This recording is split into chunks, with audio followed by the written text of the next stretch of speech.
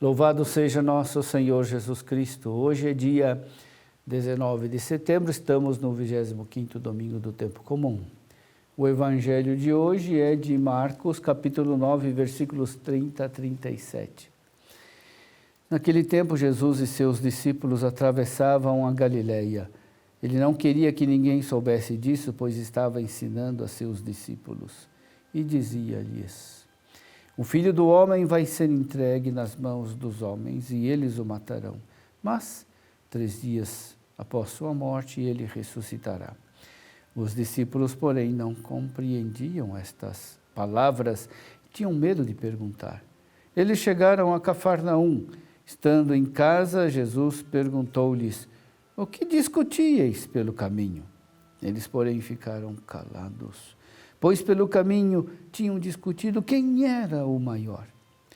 Jesus sentou-se, chamou os 12 e lhes disse: se alguém quiser ser o primeiro, que seja o último de todos e aquele que serve a todos.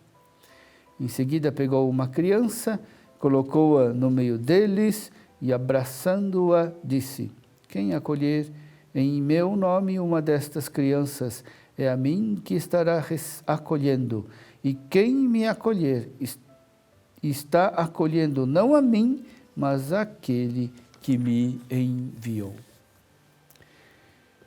Meu irmão, minha irmã, no domingo passado, o Evangelho nos falou da cruz como marca e identidade do cristão. Se alguém me quer seguir, renuncie a si mesmo, tome sua cruz e me siga, pois quem quiser salvar sua vida vai perdê-la, mas quem perder sua vida por causa de mim e do Evangelho vai salvá-la. Como podemos notar, a cruz reclama a ressurreição, perder a vida para salvá-la.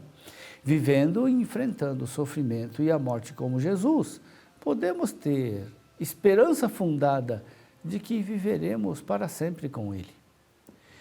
No Evangelho de hoje, porém, Jesus aumenta mais a dureza de sua linguagem, a tal ponto que parece muito difícil entendê-lo e segui-lo.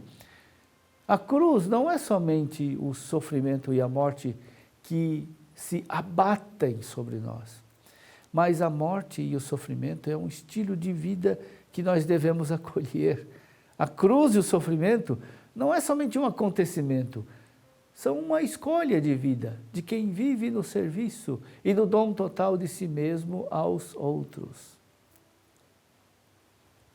Jesus está atravessando a Galileia e diz aos discípulos: o Filho do Homem vai ser entregue nas mãos dos homens e eles o matarão, mas 3 dias após sua morte ele ressuscitará. Eles, porém, não compreendiam o que Jesus lhes falava e ainda tinham medo de interrogá-lo. É como se a mente deles estivesse focada somente no desejo das ambições terrenas.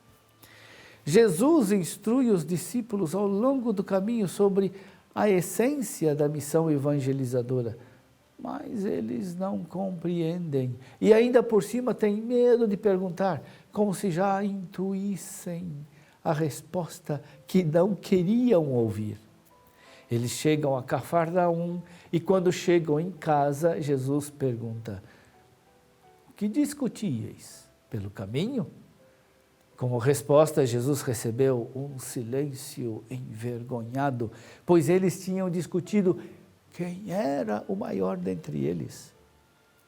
A discussão devia ter sido muito animada, mas no momento de dar a resposta, a animação se transforma em silêncio e desconforto.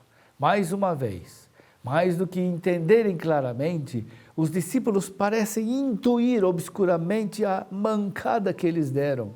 Bastou a pergunta de Jesus para os discípulos perceberem obscuramente o quanto estavam longe do ensinamento e da vida do Mestre.